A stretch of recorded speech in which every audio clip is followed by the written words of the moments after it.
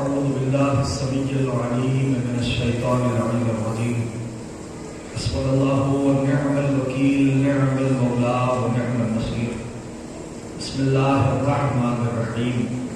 الحمد لله الذي لا يبلغ مدحته القائلون ولا يعطي نعماءه العابدون ولا يعطي حقه المستحقون، الذي ليس لصفته حد محدود ولا نعت موجود ولا وقت معدود ولا أجل موجود. فطر الخلائق بقدرته ونشر الجبح برحمته. الصلاة والسلام على أشرف الأنبياء والمرسلين، خاتم النبيين، سيدنا ومولانا أبي القاسم محمد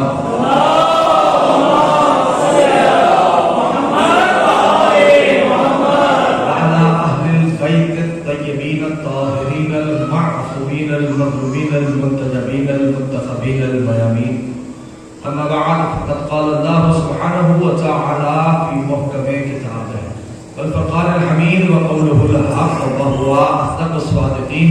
بسم الله الرحمن الرحيم. ومنها خلقناكم وفيها نعيدكم ومنها نخرجكم تارة أخرى. درود بھیجے مل کے محمد آئے.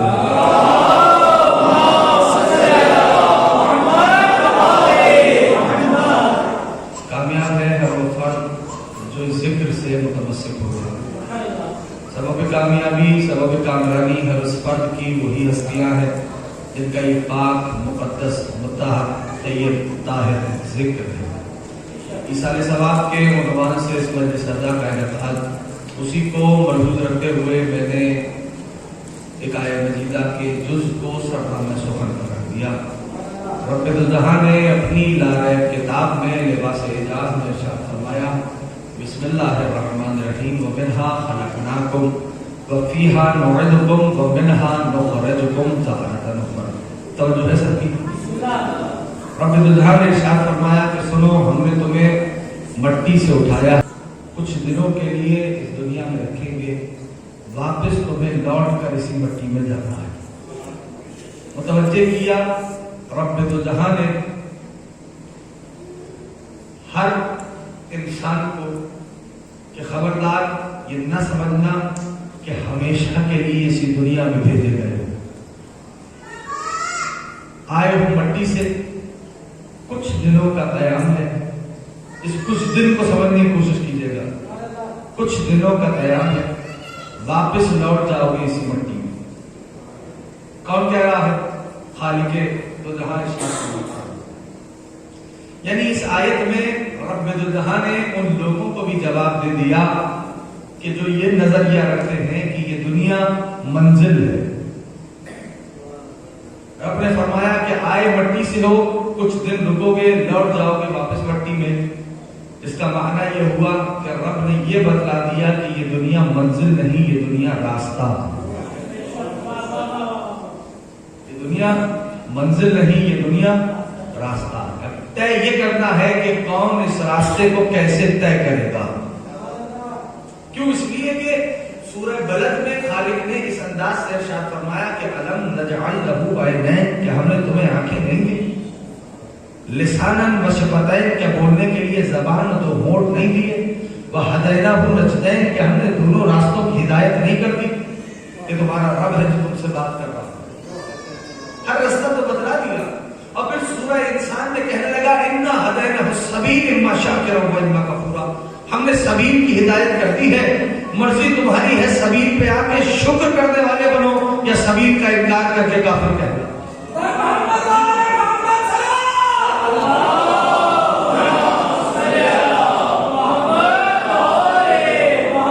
اس سے بہتر انداز سے آل محمد پہ درود بھیجیں.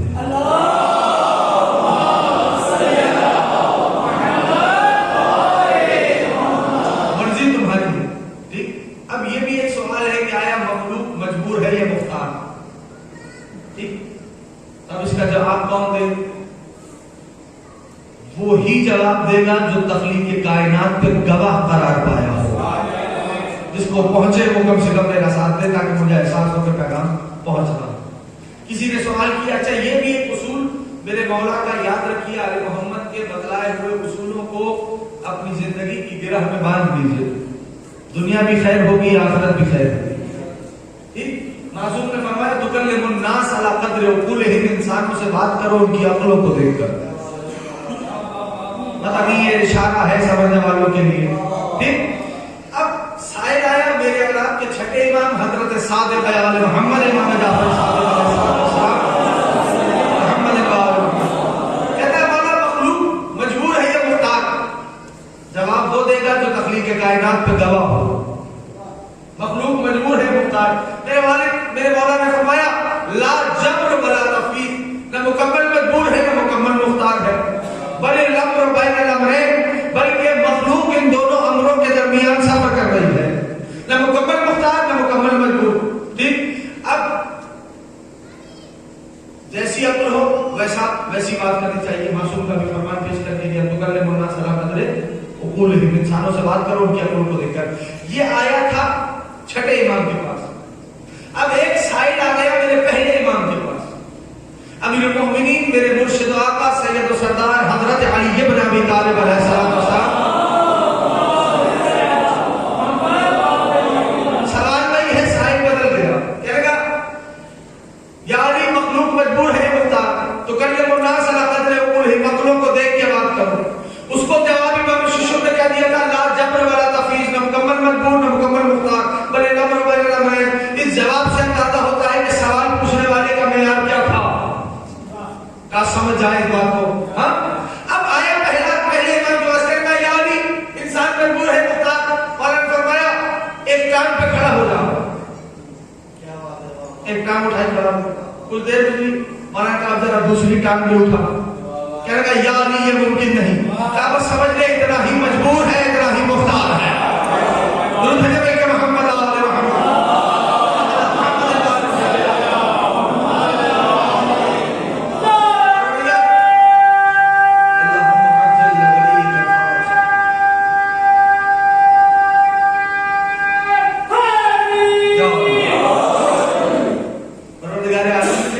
مسلسل ہدایتیں بھیجنے کا وجہ کی وجہ کیا تھی؟ یہی علت ہے چونکہ انسان ہے عقل والا، جہاں عقل ہے وہاں سرکشی ہے، جہاں سرکشی ہو تو اب اگر عقل کے وحشی گھوڑے میں لگام ہو جائے تو انہیں لگام کیسے دی جائے کا، اسی لیے ہدایتوں کا انتظام کیا گیا، مسلسل ہدایتیں بھیجی، مسلسل ہادی بھیجی کہ جو عقلوں کو کنٹرول کر سکے۔ گھٹنوں کی تو ہدایت نہیں ہوتی، پتہ نہیں اگر بات پہنچے تو تھوڑا ہوا کیجیے تاکہ مجھے احساس ہو۔ ہدایت ٹخنوں کی نہیں ہے، ہدایت گھٹنوں کی نہیں ہے، ہدایت عقلوں کی ہے، ٹھیک ہے نا۔ اچھا انسان کا جو چناؤ ہے، جو اشرف قرار پایا وہ عقل کی بنیاد ہے، ایسا ہے کیونکہ عقل ہے انسان کے پاس۔ اب پروردگار فرماتا ہے جہاں عقل آ گئی وہاں کیا ہوا، جیسی دولت آئی، چونکہ عقل والا انسان دولت آئی سرکش ہو گیا، عہدہ آیا سرکش ہو گیا، مزاج ہے انسان۔ جو ہی اپنے آپ کو مستغنی سمجھا، بے نیاز سمجھنے لگا، سرکش ہو۔ پروردگار نے فرماتا ہے اللہ اکبر اللہ اکبر، رب جہاں فرماتا ہے اشارہ کر رہا ہے اور تاریخ انسانیت بتلا رہا ہے رب، کہنے کا الم تری کیف فعل ربک بعاد، کیا تم نے یہ نہیں دیکھا کہ عاد والوں کے ساتھ تمہارے رب نے کیا کیا؟ اگر انسان اپنی اصل کو یاد رکھے، متوجہ ہوئیے گا، یعنی قرآن کریم کا یہی تو معجزہ، کئی معجز میں سے ایک معجزہ یہی ہے کہ کل والا جب قرآن پڑھتا تھا اس کو لگتا تھا قرآن اس کی بات کر رہا ہے، آج والا جب قرآن پڑھتا ہے تو اس کو لگتا ہے قرآن اس کی بات کر رہا ہے، کل والا جب قرآن پڑھے گا تو لگے گا قرآن اس کی بات کر رہا ہے۔ اچھا ایک سوال کرتا ہوں آپ سب سے تاکہ سارے کے سارے میرے ساتھ سفر کریں تو میں نتیجہ دے سکوں۔ دیکھیے جب تک صاحب معجزہ رہا تب تک معجزہ رہا، میں کہنا چاہتا ہوں یعنی جب تک کلیم اللہ تھے عصے کا معجزہ تھا، ایسا ہے یا نہیں؟ ید بیضا کا معجزہ تھا، کلیم اللہ دنیا سے رخصت ہوئے، عصا اور ید بیضا کا معجزہ ان کے ساتھ چلا گیا، یعنی جب تک صاحب معجزہ رہتا ہے معجزہ رہتا ہے۔ اگر تو میں پہنچا سکا سوائے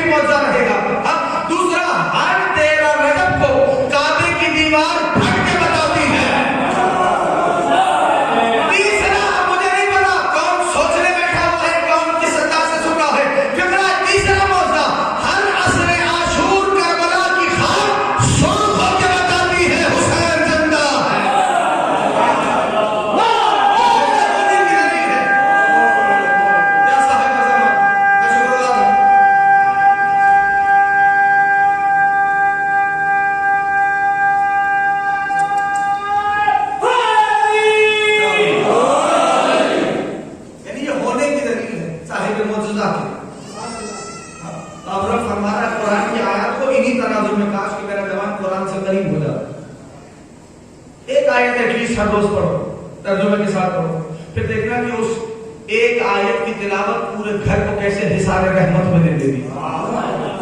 ایک آیت ترجمے کے ساتھ رب فرماتا ہے علم ترى کیف فعل ربک بعاد، کیا تم نے دیکھا نہیں کہ عاد والوں کے ساتھ تمہارے رب نے کیا کیا؟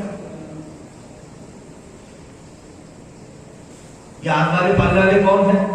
سورہ فجر کی آیت ہے، عاد والے کون ہیں؟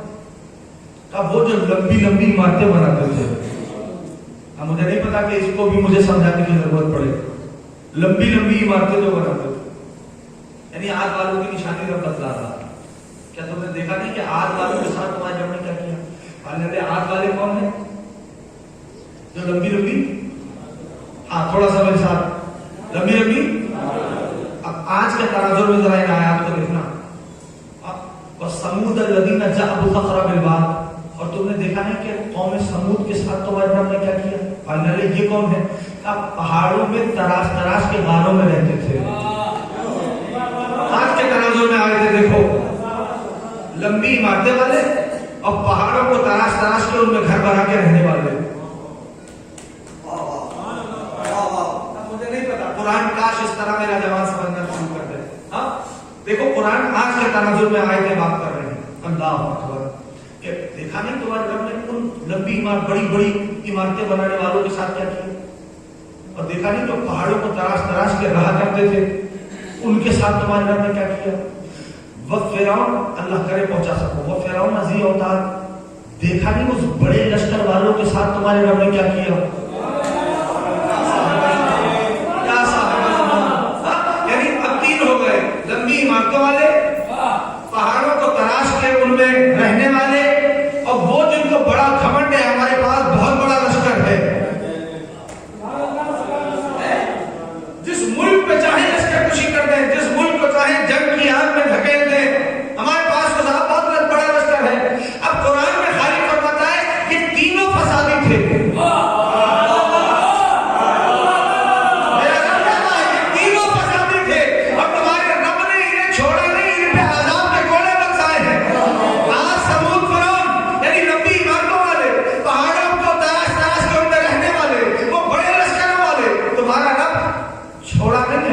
ان پہ عذاب کے کوڑے برسائے، اور آج بھی ان کی گھاٹ میں بیٹھا ہوا، جاؤ جا کے دیکھنا سورہ الفجر، ان کی آیتیں میں نے پڑھی، اور پھر سورہ الشمس میں آ کے کہنے کا بس دیکھا نہیں کہ سمود والوں کے ساتھ ہم نے کیا کیا؟ پالنے نے کیا کیا؟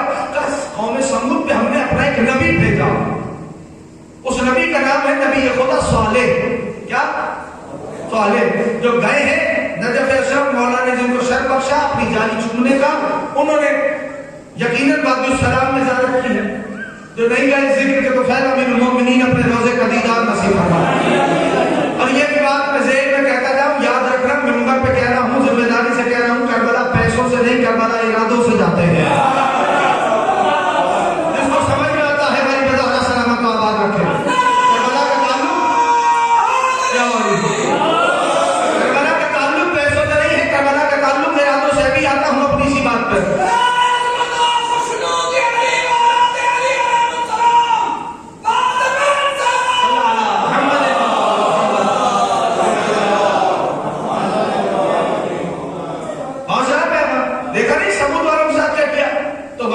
جب جاتے ہیں دنیا کا سب سے بڑا قبرستان ہے وادی السلام، وادی السلام جب آپ جاتے ہو تو انٹر ہوتے ہی ساتھ رائٹ ہینڈ پہ دو نبیوں کی قبریں،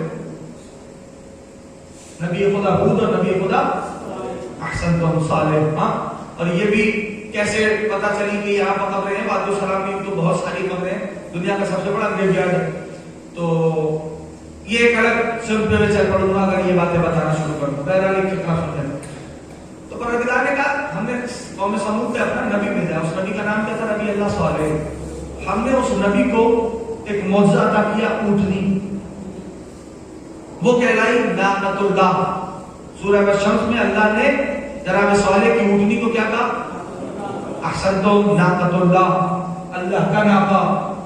اب اس کی میں ڈیٹیل میں نہیں جا رہا، بس کسی سب پہ مجھے چلنا ہے۔ قرآن کہتا ہے، یعنی رب فرما رہا ہے کہ اس پوری قوم نے کذبوہ فعقروہا، ہمارے نبی کو جھٹلا دیا، اور پوری قوم نے ناقے کو قتل کر دیا، پے کر دیا، ذبح کر دیا۔ پہنچا ہے پیغام، ٹھیک قرآن ہے سورہ والشمس، طبیعت میں جلدی ہو قرآن کھول دو. کیا کیا پوری قوم نے؟ ناطے کو طے کر دیا پوری قوم نے، اور ہمارے نبی کی تکذیب کی، یعنی نبی خدا صالح کی تکذیب کی، جھٹلا دی. اب سنو تاریخ، یہ قرآن کی بات ہوگی، تاریخ کی طرف آتے ہیں. اگر سورہ الفجر کی آیات ذہن میں ہے اور یہ آیات تو انشاءاللہ نتیجہ آئے گا. تاریخ کی طرف آتے ہیں. تاریخ یہ بتاتی ہے کہ ناقہ صالح کو طے کرنے والا، طے یعنی قتل کرنے والا، ذبح کرنے والا ایک فرد تھا. نام کا اختلاف ہے، دو نام تاریخ میں وارد ہوئے. کسی نے لکھا اس کا نام قیرات تھا، کسی نے لکھا اس کا نام قیدار تھا. جو ہے سب کی قیدار یا قیرات، لیکن تھا ایک جس نے ناقہ صالح کو طے کیا. یہ تاریخ کہہ رہی ہے، اللہ کرے پہنچا سکوں، یہ تاریخ کہہ رہی ہے. لیکن قرآن میں خالق فرما رہا ہے پوری قوم سمود نے ناقہ صالح کو قتل کیا. پالنے والے یہ ماجرا کیا ہے؟ قتل کرنے والا، طے کرنے والا تو ایک شخص تھا. تو کہہ رہا ہے اپنی نالائق کتاب میں کہ پوری قوم سمود نے قتل کر دیا. کیا زمانے کو یہی تو سمجھانا ہے؟ میں اپنا اصول دے رہا ہوں، جو جس قتل پہ راضی ہوتا ہے الزام قتل میں وہ بھی شریک ہوتا ہے.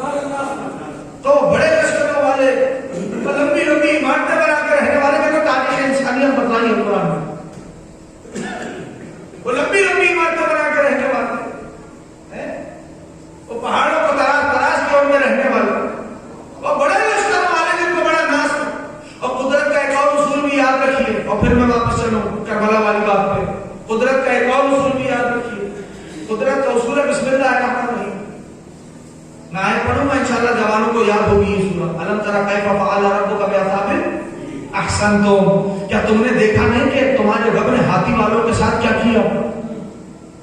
یاد ہے یہ سورہ؟ کیا بھیجے تھے؟ کون سے پرندے بھیجے تھے؟ احسنتم. ہاں ابابیل بھیجا، چھوٹے چھوٹے پرندے. ان چھوٹے چھوٹے پرندوں کی چھوٹے چھوٹے پنجے، ان چھوٹے چھوٹے پنجوں میں چھوٹے چھوٹے کنکر، اور مقابل میں بڑے بڑے ہاتھی. مجھے نہیں پتا اگر سمجھ میں آ رہی ہے بات. ہاں بھائی اگر وہ ابابیل دیکھتے نیچے کہ یہ میرے چھوٹے چھوٹے کنکر سے ان کا کیا بگڑنے والا ہے، تو کوئی واپس گیا؟ وہ جو پرندے بھیجے تھے ان میں سے کوئی واپس گیا کہ مقابل میں اتنے بڑے ہاتھی ہیں کہ چھوٹے کنکر کیا کریں گے؟ کوئی گیا؟ نہیں. جسے اللہ بھیجے وہ میدان سے واپس نہیں آیا کرتا.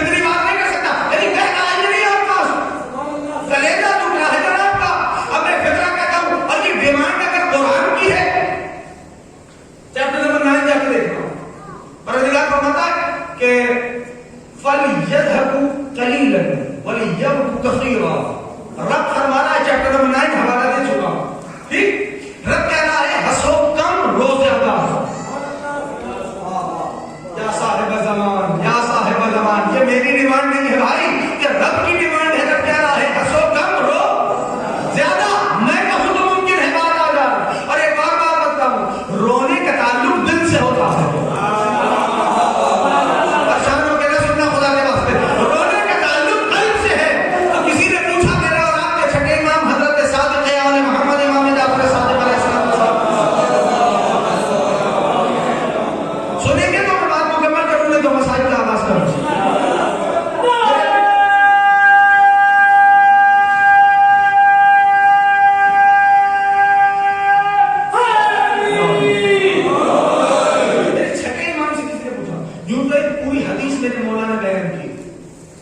یعنی اعضائے جسم انسانی سے توحید پہ دلائل کو میرے مولا نے اسٹیبلش کیا. وہ حدیث آپ کی زبان میں، انگریزی زبان میں، عربک و پرشین میں تو ہے، یہ اردو اور انگریزی میں بھی موجود ہے. اس حدیث کو حدیث مفضل کہتے ہیں. ٹھیک، جا کے دیکھیے گا، بہت طویل حدیث ہے. تو مفضل نے پوچھا میرے مولا سے، اللہ اکبر، کہ مولا جسم انسانی میں ہنسی کا مرکز کیا ہوتا ہے؟ دیکھو محاورے یوں ہی نہیں بنتے، حقیقت پہ مبنی ہوتے ہیں یہ جو محاورے ہیں. یعنی کہنا کیا چاہ رہا کہ کسی کو آپ نے بہت روتا ہوا دیکھا تو آپ کیا کہتے ہیں؟ آج آپ جی بھر کے روئے ہیں. یہ محاورہ سنا ہے نا، جی بھر کے رونا. کبھی کسی کو کہا کہ آج آپ جی بھر کے ہنسے ہیں تو پتہ چلا رونے کا تعلق دل سے ہے. ہنسی کا تعلق کہاں سے ہے؟ کسی نے پوچھا، مفضل نے پوچھا میرے مولا سے، مولا جسم انسانی میں ہنسی کا مرکز کہاں ہے؟ میرے مولا نے فرمایا جسم انسانی میں ہنسی کا مرکز دلی ہے. تو رونے کا تعلق ہے دل سے. اب پروردگار ہے مسبب الاسباب، ڈیمانڈ کر رہا ہے روز زیادہ یا صاحب زمان. شاید کوئی نیا پہلو آ جائے دوستوں کے لیے، ڈیمانڈ کر رہا ہے روز زیادہ. ہاں تو اب وہ ہے مسبب الاسباب. اگر آپ کے لیے سانس رکھی ہے کہ لینی ہے تو باہر ہوا کا ہونا ضروری ہے. یہ ہے مسبب الاسباب. ٹھیک، اگر کہا کہ وضو کے لیے اگر پانی نہ ملے تو پاک مٹی پہ طیب مٹی پہ تیمم کرو، تو طیب مٹی کا ہونا ضروری ہے. تو آپ خالق ڈیمانڈ کر رہا ہے ہنسو کم رو زیادہ. تو یہ پالنے والے رونے کا کوئی سبب بھی رکھا؟ کیا صاحب زمان، رونے کا کوئی سبب بھی رکھا؟ کیا حسین کے غم سے بڑا کوئی سبب ہو سکتا ہے؟ ڈیمانڈ ہے ہنسو کم رو زیادہ. اچھا دیکھیے، بات جب کریم کربلا تک آتی ہے، میرا مولا کتنا کریم ہے. ایک شخص مولا، ایک جنرل، ایک عام پیغام ہے، ایک عام حدیث ہے مولا کی کہ جو افورڈ کر سکتے ہیں سال میں 2 بار حسین کی سواری کریں. ٹھیک، یعنی جن کے پاس مولا کا دیا ہوا بہت کچھ ہے، سال میں 2 بار حسین کی سواری کریں. جو نہیں کر سکتے سال میں 1 بار کریں. کریمی دیکھو، مولا کچھ ایسے ہیں جو یہ بھی نہیں کر سکتے کہ زندگی میں 1 بار کر لو، کہ نمک سے روٹی کھا لو لیکن 1 بار حسین کی سواری کرو. مولا کچھ ایسے ہیں جو یہ بھی نہیں کر سکتے کہ گھبرانے کی بات ہی نہیں. اپنے گھر کی چھت پہ چلے جاؤ، کربلا یہاں سے سنا کرو. اپنے گھر کی چھت پہ چلے جاؤ، کربلا کا رک کر کے حسین کو 3 بار سلام کرو. حسین زبانی میں نام لکھ لیتے ہیں. کتنا قریب ہے میرا مولا.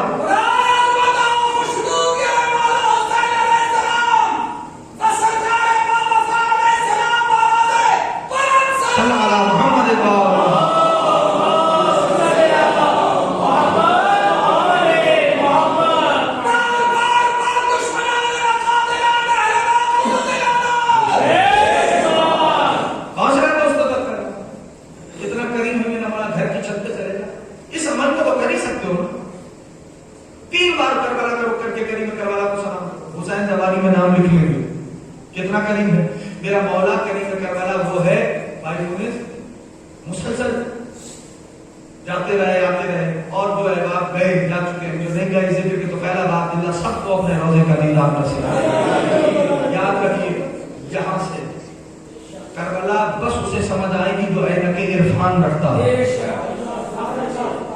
عقل کے گدے لڑانے سے کربلا نہیں سمجھ آنے والی ہے. میں بڑی پریکٹیکل ہو کے بات کر رہا ہوں. یعنی آپ عقل کے میزان پہ تولتے رہیے. ابھی سرچ کیجئے، میں فکرہ پیش کرتا ہوں بڑا پریکٹیکل ہو کے. ابھی سرچ کیجئے کربلا کی زمین کی کیپیسٹی کتنی ہے. 14 سے 16 لاکھ افراد کی کیپیسٹی رکھنے والی زمین. یوم 40 مرضی ہے آپ کی. تو یہاں سے حسین مانتا ہے، ذرا سر اٹھائے. 14 سے 16 لاکھ کی کیپیسٹی رکھنے والی زمین پہ یوم 40 اس سرزمین کربلا پہ ایٹ لیسٹ 1 کروڑ تو ہوتے ہیں. میں نہیں چاہتا 4 کروڑ کی طرف. 1 کروڑ مان لو، اس میں بھی میرا گھر پورا ہے. 1 کروڑ لوگ اس سرزمین پہ ہوتے ہیں. اللہ اکبر. ہاں، اور کم سے کم ایک وقت میں ایک آدمی ایٹ لیسٹ ایک لسٹ پہ لگاؤ. ایٹ لیسٹ 1 روٹی کھاتا ہے یا نہیں؟ بولے کھاتا ہے نہیں کھاتا؟ ایٹ لیسٹ 1 روٹی کھاتا ہے. اچھا، اب قدم آگے بڑھائیے. 1 کروڑ افراد ہیں تو 3 وقت کی کتنی روٹیاں ہو گئی؟ احسن تم 3 کروڑ. تو وہ مجھے انسانی ہاتھ تو دکھاؤ جو دن میں 3 کروڑ روٹیاں پکا کے دے دے. اب آپ سوچتے رہیے گا فوڈ فور تھاٹ ہے نا. یعنی جنہوں نے مشی کی ہے, مشی جانتے ہو مشی کسے کہتے ہیں؟ وہ نجف سے پہلے کربلا چلنا. جنہوں نے مشی کی ہے انہوں نے اس بات کو محسوس کیا کہ کھلانے والے بہت ہوتے ہیں, کھانے والا ہاتھ جوڑا ہوتا ہے کہ یہاں تک سیر ہوا ہوا ہوں. اب اس کو سمجھ لینا, اللہ کرے پہنچا سکوں. ایسا ہوتا ہے یا نہیں ہوتا؟ کھلانے والے بہت ہوتے ہیں, کھلانے والا ہاتھ جوڑا ہوتا ہے کہ یہ کھا لو. اب کھانے والا کہتا ہے یہاں تک سیر ہو چکا ہوں. میں نے بہت غور کیا ہے کہ یہ حسین والا بتلانا کیا چاہ رہا ہے میرا کریم کربلا سلطان. جانتے ہو میں اس نتیجے پہ پہنچا میرے دوستوں, میرے عزیزوں, کریم کربلا یہ بتلانا چاہ رہے ہیں کیا؟ کھلانے والے بہت ہیں, کھانے والا ہاتھ جوڑا ہوتا ہے کہ یہاں تک شہر ہوا ہوا ہوں. ہاں میں اس جستجو میں چلا, کتابوں کے اور آپ کو الٹا. میرے سامنے ایک کتاب آئی کہ جس کا موضوع تھا صاحب کی حکومت, میرے زمانے کے سلطان کی حکومت. مرضی ہے جیسے آج سے سن لینا.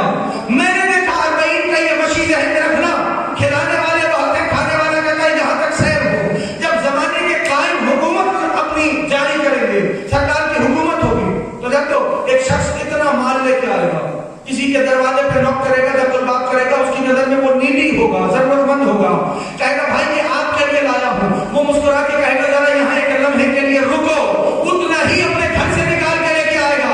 کہے گا اگر تجھے کسی ضرورت مند کا پتہ ہے تو مجھے بتا. یعنی امام حسین نے 40 کے روز اپنے بیٹے کی حکومت کا ایک روپ دکھایا ہے.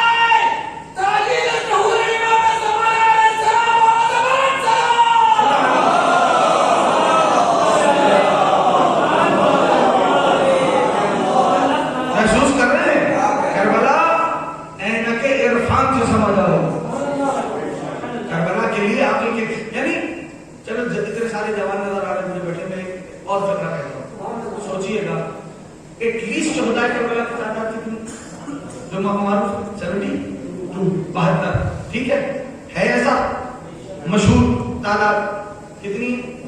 ایٹ لیسٹ پہ لگاؤ, ایٹ موسٹ پہ نہیں جاؤ, لیسٹ پہ لگاؤ. کربلا کا دن کبھی کبھار اس انداز سے بھی سن لیں, اگر سننا چاہیں گے تو میں سناؤں گا.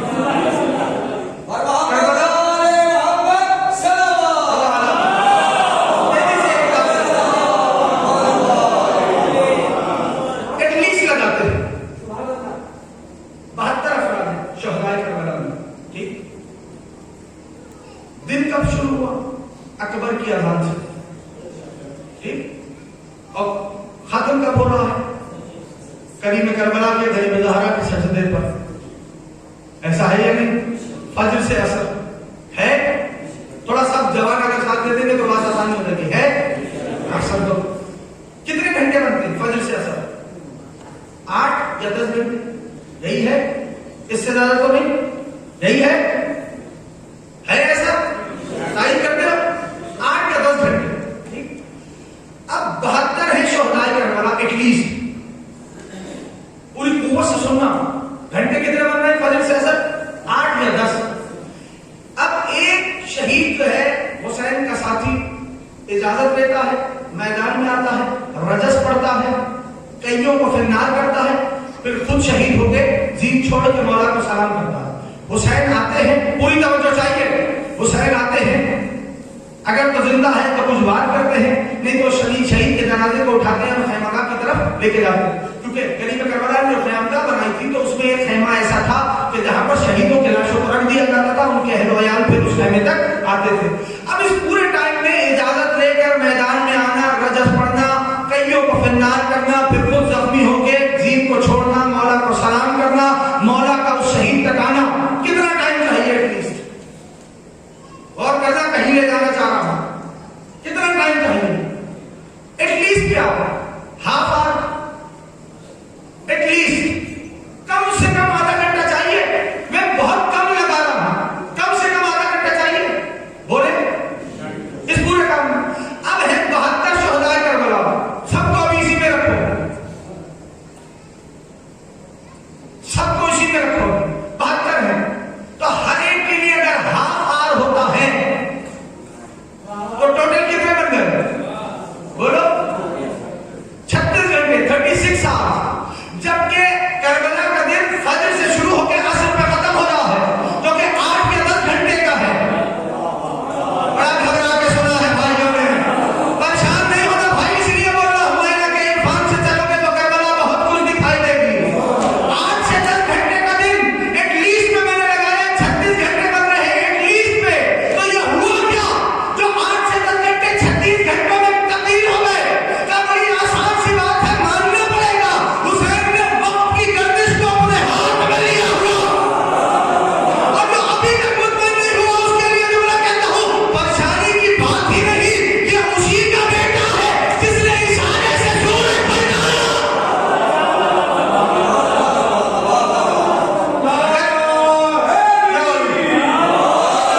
اگر عرفات کی روش میں چلیں گے تو کسی نے 3 دن 72 گھنٹے تک کا دن رکھا ہے.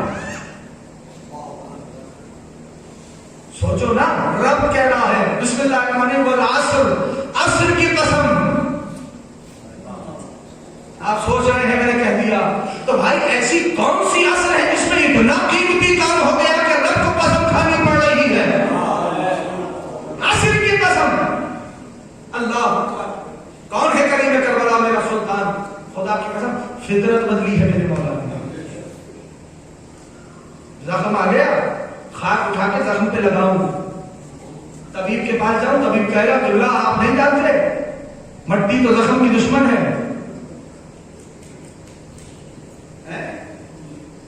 تو جو شے زخم کی دشمن تھی حسین نے اسی خاک کو شفا بنا دیا ہے.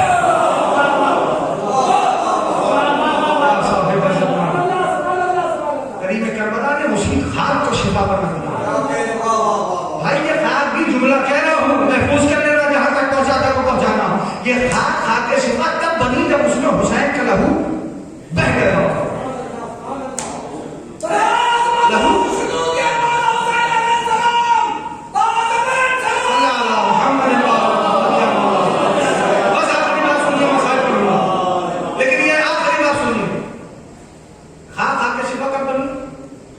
کربلا کا لہو اس خاک میں بہ گئے.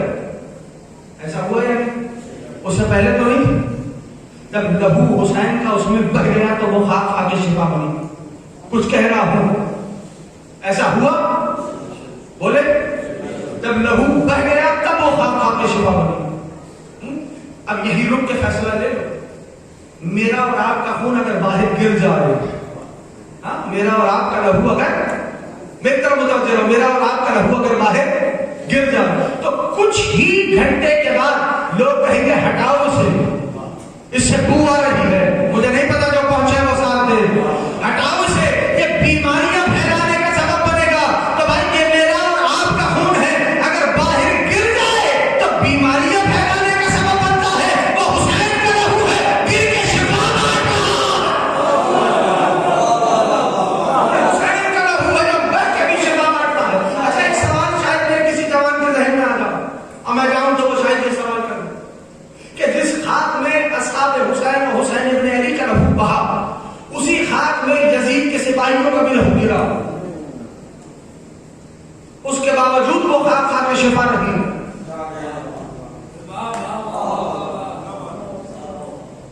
ہے نا سوال تو اپنی جگہ پہ. اسی خاک میں یزید کے سپاہیوں کا بھی خون بہا, جس خاک میں ابا عبداللہ کا اور ابا عبداللہ کے ساتھیوں کا لہو بہا, اس کے باوجود وہ خاک خاک کے شفا رہی. یہ ہے حسین کے خون کا اثر. ابھی بھی نہیں سمجھے بھائی, یہی مقصد ہے تطہیر کا. ابھی بھی نہیں سمجھے, جو نہیں سمجھے ان کے لیے مثال دیتا ہوں. میرے بھائی سمندر سمندر ہوتا ہے, دنیا کی نجاست میں اس میں گرا دو, سمندر کی طہارت میں فرق نہیں آتا. کیا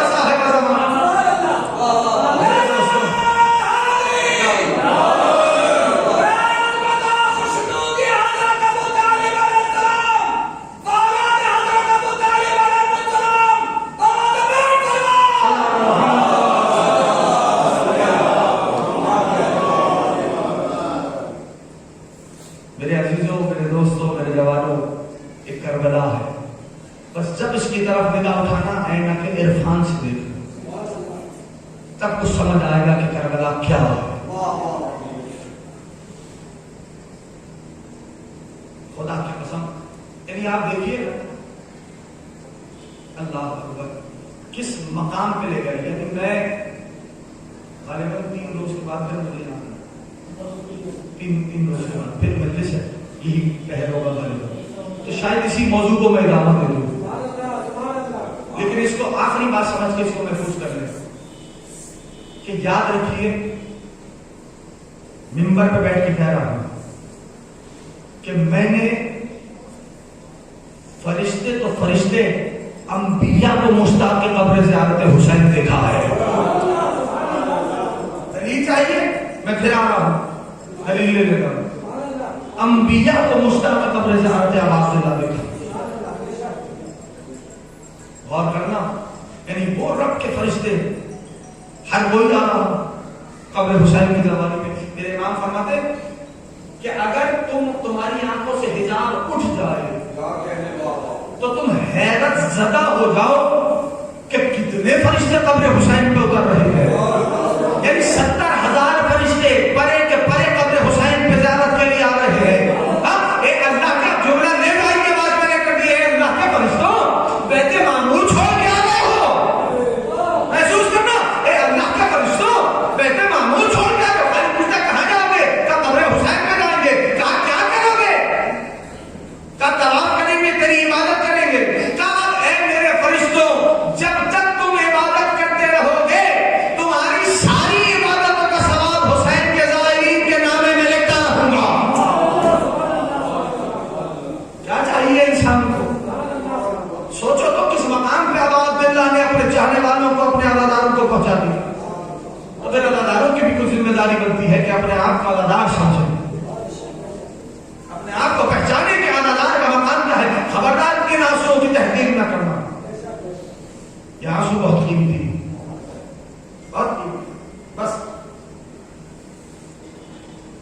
تاریخ نے لکھا ہے، روایات ہے کہ یہ آنسو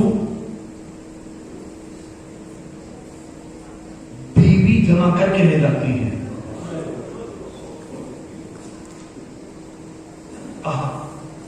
کربلا، غریب زہرا کے زخموں پہ عزاداروں کے آنسو کو لگاتے ہیں۔ کتنا قیمتی ہو گیا یہ آنسو۔ علماء نے غریب زہرا کے زخموں کی تعداد بھی لکھی ہے، اس پہ بھی کتابیں جو کربلا محسوس کرتا ہے اس سے کہہ رہا، یعنی اگر تو عزادار حوصلہ کرے تو میں بس ایک فکرہ کہتا ہوں، 4,000 زخم صرف تلواروں کے تھے حسین پر۔ ہائے کرنے والے سلامت رہے، 4,000۔ ابھی تبر کی بات نہیں، ابھی خنجر کی بات نہیں، ابھی نیزوں کی بات نہیں، ابھی تیروں کی بات نہیں، ابھی بھالوں کی بات نہیں، ابھی پتھروں کے زخم نہیں، صرف 4,000 زخم تلواروں کے تھے حسین کے جسم پر۔